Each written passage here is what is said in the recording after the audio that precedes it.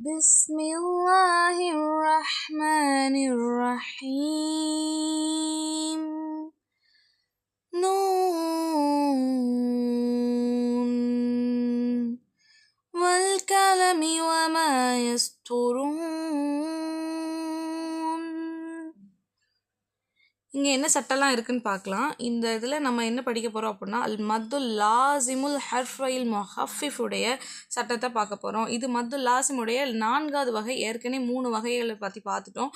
அது நம்மளுடைய ஷார்ட்ஸ்லேயே நம்ம போட்டிருக்கோம். அதில் போய் பார்க்காதவங்க பார்த்துக்குங்க. இது 4வது வகை. இந்த வகை உங்களுக்கு மேலே உள்ள பாடங்களை பார்க்கலனாலும் புரியத்தான் செய்யும். சரிங்களா? என்ன அப்படின்னா இங்கே பாருங்களேன், இந்த நூன் இருக்குது பார்த்தீங்களா, இங்கே நான் வந்து 6 விரலுக்கு நான் நீட்டினேன்.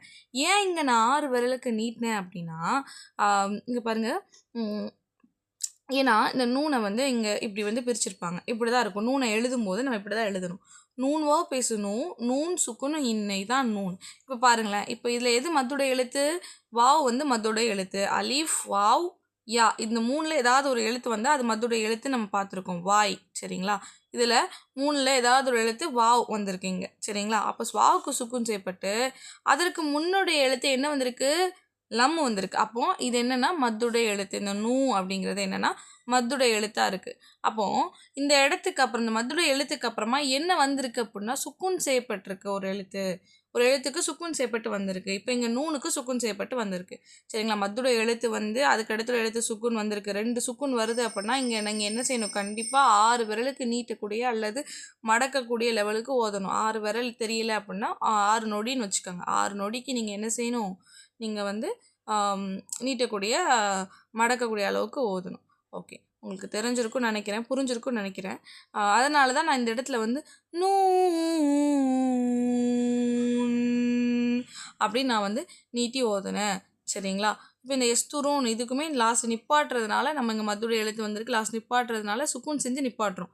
அதனால் இங்கேயும் நம்ம என்ன செய்யணும்? 6 விரலுக்கு நீட்டி ஓதணும். சரி, உங்களுக்கு புரிஞ்சிருக்கும்னு நினைக்கிறேன்.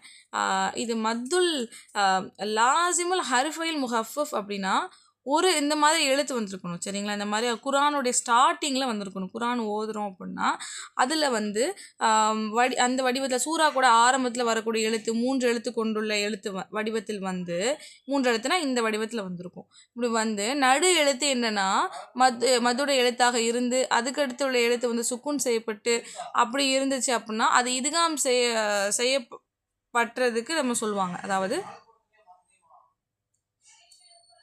அது வந்து இதுகாம் செய்யப்படாமல் இருக்கணும். ஆனால் இதுகாம் செய்யப்பட்டிருக்கக்கூடாது 2 சுக்குன் வந்து. ஆனால் உள்ள பாடத்தில் நம்ம இதுகாம் செஞ்சோம். லாமும் மீமும் இதுகாம் செஞ்சோம். அது வந்து என்னென்னா ஹர்ஃபைல்